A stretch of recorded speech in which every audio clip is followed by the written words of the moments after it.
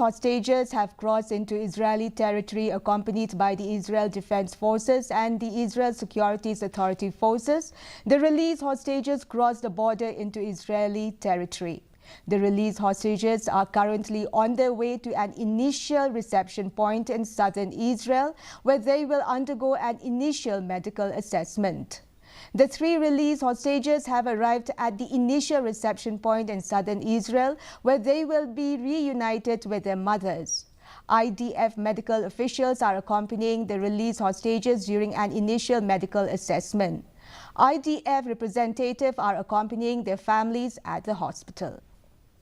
Which has the potential of bringing back our hostages and also making sure Hamas won't be ever able to massacre Israelis like it did on October 7th.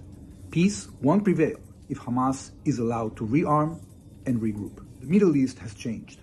The Iranian radical regime still constitutes the biggest threat to our region, but it has lost Lebanon, Syria, and Gaza.